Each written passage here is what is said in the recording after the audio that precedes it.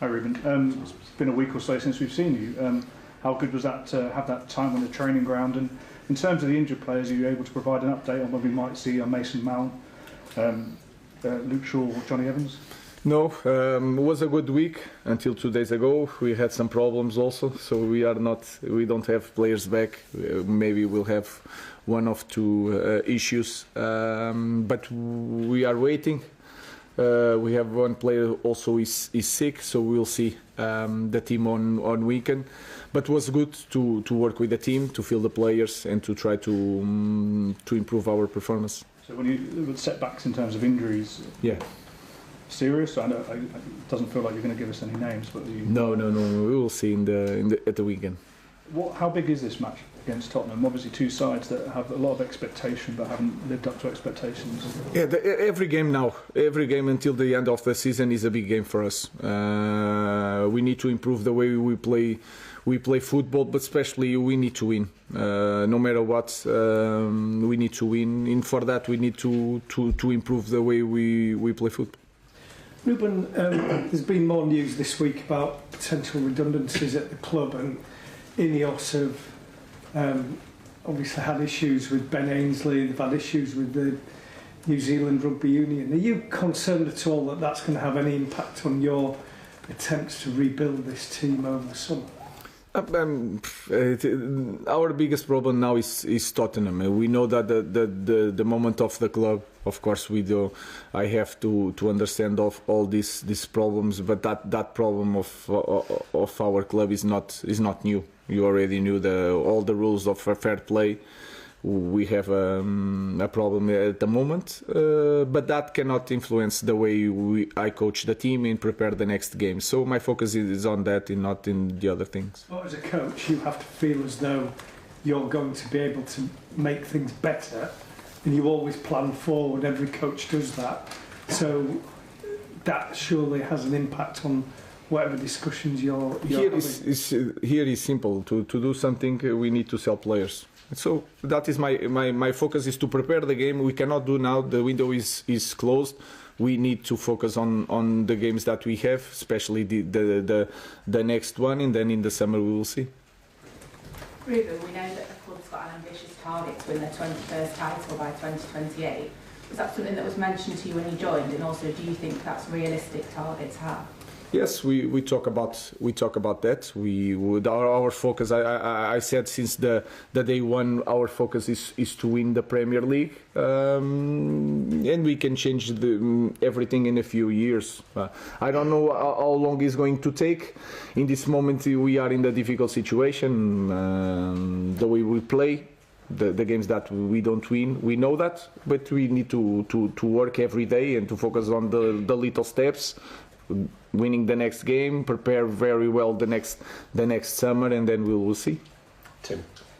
Ruben, Ange Postecoglou has been criticised at times this season for sticking to his principles. How important is it that as a coach you don't deviate away from your philosophy, and do you admire him for that? Yeah, I'm a huge fan on Ange Postecoglou.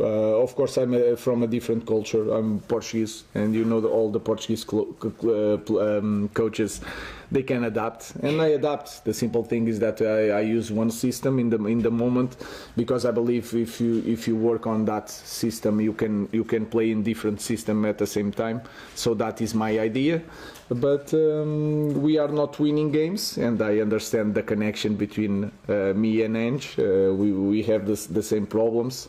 In my opinion, with all due respect, I'm in a bigger club with a bigger pressure, so I understand the connection, and I think it's really important a coach to have to follow his principles.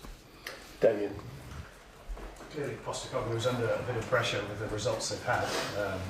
Can you afford to feel any sympathy for it? Of course, I feel, especially because he's a good guy. He's a very good coach. He wants to play football in the right way, and that is, for me, is a good thing. And we know that, again, when we choose this kind of profession, there is a lot of good things, but then you have to feel that pressure when you don't win. Thank you.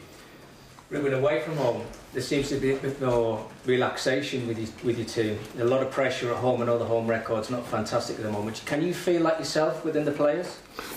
I feel it in the game, the performance, because you see it, I see the same thing. And sometimes when you, especially in the big games, when you are like a little bit the underdog, and that is a thing that we should not feel in any game, because we are Manchester United. But I feel the players more free. But then when you have to win the game, you have to be more dominant in every aspect of the game. I feel that we are not quite there. So I feel the team, sometimes the feeling is different when we play away. You mentioned the summer. I know it's only just been January closed, but fans would be interested to know what the landscape might look like, because it feels like it's going to be an important window for you to get the players to fit your style. Is that then the case, though? You need to sell to buy even in the summer? Yeah, you know the rules better than me. So our focus is to win these games, and then we have time to focus on that. I'm really focused on winning the next game. Samuel. Again, I know I asked about Chido Obi last week, but did you see his performance in the week for the youth team? And at academy level, do you see any players possibly coming into the first team? I don't want to say names, because we have to be careful on that. They are working with us. We had some problems this week. We call some young players to be in our training. So we will have that evaluation. Is one of them. Chris. Hi Ruben. There's a 12-point gap between the bottom three and where you are right now. It seems like a big gap on the surface. Is it dangerous to kind of feel safe at this stage? Do you think it's dangerous to kind of fall back on that cushion? No, we are not. We cannot. It's impossible. If you see that the table, is impossible to feel any type of comfortable in this moment. We just want to win, to improve our performance, because we are Manchester United. We are always talking about the same thing. It doesn't matter the distance for up and down. We need to win the next game, and we need to improve, and we need to perform better. So there is no comfortable in any situation in this club. Rob. There's been a couple of instances recently of players leaving the club and then going to other clubs and maybe showing their qualities. Anthony started well at Betis, Scott McTominay before your time at Napoli. Do you think that shows how difficult it is for a player to perform here, that the pressure and the spotlight is so great that when perhaps they move somewhere else, they kind of feel, I don't know, liberated, a bit more freedom perhaps? I don't know. Sometimes it's like that. It can happen in any club. This is a club with a lot of pressure, and then in this kind of club, we have to have like a base of a team, to put younger players, talented players that came from abroad, that came to a team that he has one strong base that can help them to cope with that pressure. In this moment, we don't have it, so it's really hard also on them. And you feel it in Dorgu. He was a little bit nervous in the first moment.